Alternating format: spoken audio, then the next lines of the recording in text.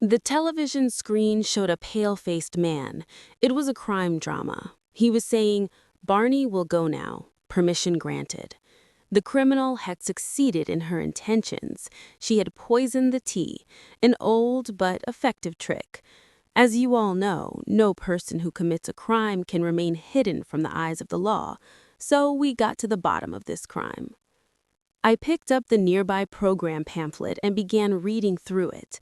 My wife Edwina was sitting close by. She commented on the latest story without looking up from her knitting. "Barney seems like a complete idiot. She shouldn't have used cyanide. A post-mortem would detect cyanide immediately." I turned off the channel and asked, "Why does it bother you? It is just a program." "I want to watch something else," Edwina growled. She was a large, towering woman. Her voice, like her build, was harsh and rough. "Don't talk nonsense. But since you mention it, if you were in Barney's place, what poison would you use, dear?" Edwina fell silent. I adjusted the television and settled into the chair. When she firmly forbids something, I immediately become cautious, because I am a short, frail man, and she has always had the upper hand. After a long pause, I noticed that Edwina had not answered my question at all. I glanced at her questioningly. Her fingers were tangled in her yarn and knitting needles as usual, but a slow, meaningful smile had spread across her lips. "Have you paid your insurance premium this month?" she asked at last. "Yes, I have paid yours as well." "You took out insurance on me for no reason. I consider it completely unnecessary," she said, wrinkling her nose. "How can you say that? Anything could happen to you at any moment." Edwina narrowed her eyes and looked at me carefully. Furrows of thought appeared on her forehead. Then she picked up the nearby glass and drained the remaining soda in a single breath, the ice cubes clinking as she raised it to her lips. Edwina had always been fond of soda with ice. I turned back to the television. A detective was recounting his experiences, how, when called to police headquarters, a body was already there, at 8:12 at night, and so on. I grew bored and looked back at Edwina. Since marrying her, I had spent 15 utterly dull and miserable years. She sat beside me, counting knitting loops, yet I knew with certainty that her mind was weaving the threads of some scheme. I ignored her and turned back to the screen. A woman's body appeared. She had been beaten to death. The announcer reported that the woman's husband was arrogant, his whereabouts unknown, and police suspected him to be the killer. As I leaned forward out of curiosity, Edwina sharply interjected, "Can you not change the channel? I am tired of all this murder and violence." "Why?" I asked with a sneer. "Because it is a woman being killed?" She said nothing, only resumed her knitting with that quiet smile. I put on my shoes and said, "My cigars have run out. I'm going to Murray's shop." I arrived at Murray's tobacconist humming to myself. He slid the cigar box toward me and asked, "Henry, have you gotten rid of the mice?" "What mice?" I asked, lighting my cigar. "The ones in your house. Your wife bought rat poison here yesterday." My throat tightened and the cigar turned bitter on my tongue. "No need to worry," Murray added with a reassuring smile. "That particular rat poison cannot harm humans. It contains a chemical compound that leaves dogs, cats, and people completely unaffected, only effective on rodents." He leaned on the counter and said in a lower voice, "But I will tell you something, Henry. When I explained this to your wife, she was quite disappointed. She stood there quietly for a moment, then left without a word." I took a second drag. The taste improved slightly. I breathed a slow sigh of relief. Then Murray said more casually, "If someone did want to poison you, Henry, they would be wise to get help from a proper chemist, someone who knows which compound leaves no trace in a post-mortem." The face of Gerald, Edwina's brother, immediately rose before my eyes. I spent 8 hours a day with him. We worked in the same laboratory. Gerald was a chemist of considerable skill. I gave Murray no answer and walked home in a state of intense fury, grinding my teeth more than once along the way. When I entered the house, Edwina's eyes lit up at the sight of me. When you are hungry, there are sandwiches in the refrigerator. I have wrapped them in wax paper so they don't spoil. I was hungry, so I moved quietly toward the kitchen. The sandwiches were on the second shelf.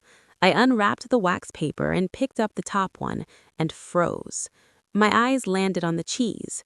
Tiny holes were visible in it, each one packed with a fine white powder. I checked the second one. The same. Edwina apparently did not believe Murray's reassurance about the rat poison being harmless. She had used it anyway, packing it into the cheese herself. My heart thudded. Had I bitten into that sandwich without thinking, I would have been on my way to oblivion by now. Fear gripped me, but so did clarity. I myself had long wanted to be rid of Edwina. I had simply been waiting for the right moment, the right method. Now there was no more waiting. I rewrapped her poisoned sandwiches carefully in wax paper and hid them in the upper cabinet. Then I prepared fresh sandwiches with jelly and tomato, Edwina's favorites since they contained no fat. I cut one in half, then took from the heel of my shoe a small folded paper containing a special powder I had brought from the laboratory specifically for this purpose. It had taken me weeks to prepare it. A single small dose would be enough to floor an elephant, and critically, it was one of those rare compounds that dissolves completely on contact with moisture, leaving no trace detectable in any standard post-mortem examination. Gerald, Edwina's brother, had unknowingly given me the knowledge I needed during one of our late conversations in the lab. I sprinkled the powder carefully over 2 of the sandwiches and left one plain, so that if Edwina hesitated, I could pick up the plain one and eat it in front of her to remove her suspicion. I had just straightened up and replaced the paper in my heel when Edwina walked into the kitchen. She glanced at the sandwiches and asked, "What are you doing, dear?" I gave a small laugh. "Darling, I was making sandwiches for you." "Oh? Since when do you worry about me?" "Why are you surprised? Have I not always cared for you?" Edwina fell into thought. Her eyes moved slowly over the sandwiches. "Have you already eaten the ones I made for you?" "Yes, dear," I answered steadily. "And how were they?" "Very delicious," I said with a smile, though there was a faint metallic aftertaste. "Don't be foolish," she said sharply. "Only an idiot would use something as detectable as cyanide. A post-mortem would detect cyanide immediately." She glanced at the rubbish bin, checking, I understood, whether she could see the wax paper from her sandwiches. She could not, since I had hidden them in the cabinet. She moved to the center of the kitchen, picked up one of my prepared sandwiches, and examined it closely. She seemed to suspect me, but the powder had already dissolved fully into the sandwich and left nothing visible, no powder, no residue, no smell. "Henry," she said, narrowing her eyes, "why don't you eat one of these yourself?" I immediately picked up the plain one, but before I could raise it to my mouth, Edwina swiftly grabbed my wrist. "No," she said with a sly fox smile, "I will eat this one." She took the sandwich from my hand and bit into it. I smiled back, though mine was quieter. "I'm going to heat some milk. You like milk too. Stay here and watch so I don't succeed at anything." A small, sharp laugh. I stood in the doorway while she whisked an egg into warm milk, prepared 2 glasses, and handed one to me. For my reassurance, she took a deliberate sip first, then gestured for me to drink as well. We both drank nervously. It took me a full 15 minutes to finish one glass. After the milk, we returned to the bedroom in silence. On the television, an inspector was explaining a case. You may wonder why Mr. Lawrence was not killed when he had tea with Sir Anthony at the same time. The answer is, Mr. Lawrence had been consuming small, regular doses of this particular poison for several months. When he placed it in Sir Anthony's cup, his own body had built a tolerance, so he was unaffected, while Sir Anthony died. We both rose from the bed simultaneously and rushed to the bathroom. That night, neither of us slept. I sat hungry and thirsty, staring at the moon through the window, while she tossed and turned in bed. We were each other's targets, and both of us knew it. Only the cleverer one would survive. At 5 in the morning, the plan came to me. I sat up in bed. I had been thinking for hours about how to make Edwina consume the poison. She was suspicious of everything I prepared now.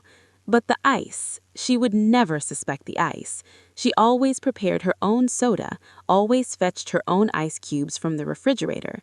She trusted what she fetched herself. I rose quietly. Edwina third. "What is the matter? Can you not sleep?" I gave no answer and slipped down to the kitchen. Working quickly and carefully, I took from the hidden supply I kept in a sealed vial the same untraceable compound and dissolved a precise quantity into the ice tray water before returning it to the freezer. A single cube would be more than sufficient. I had put enough in the tray to affect 3 people at once, just to be certain. Then I returned upstairs, lay down, and within minutes fell into the deepest, most peaceful sleep I had known in years. The alarm woke me at 7:30. I rose, washed, and stood before the mirror to shave. I was thinking about Gerald. I had spent the previous day watching him carefully at the laboratory, worried he might have prepared something specific for me on Edwina's instructions. But nothing had happened. He had gone about his work as normal. I had been overcautious. I drew the razor in long, careful strokes and thought, it is nearly over. Then I noticed something. The razor felt slightly different. The blade had a faint, unfamiliar smell, sharp and chemical, almost like a solvent. Very slight, almost imperceptible. I stopped. I set the razor down slowly and looked at it under the light. There was a thin, barely visible residue along the blade's edge. My blood ran cold. Gerald. He had been in the laboratory yesterday. He had been near my workbench while I was away from it for 20 minutes in the afternoon. I put the razor down and did not finish shaving. The small nicks already made on my jaw began to sting, then to burn. The burning spread. I made it to the stairs and called for help.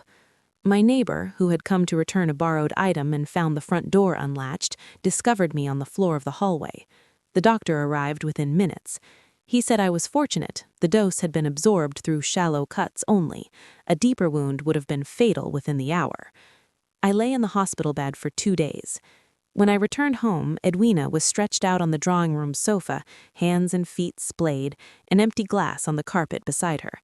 A brand new soda bottle stood nearby. She had bought it fresh from the market, careful enough not to drink anything already in the house. But she had, as always, gone to the refrigerator for her own ice.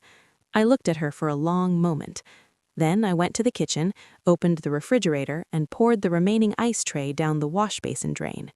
I picked up Edwina's ankles and dragged her to the garage. By the time I reached the car, I was drenched in sweat. She had always been a heavy woman. I loaded her into the boot and drove out to the countryside, to a stretch of land I had quietly selected months ago, and buried her under 3 feet of soil. By the time I finished, the moon was out in full, pale and clear. The night was absolutely quiet.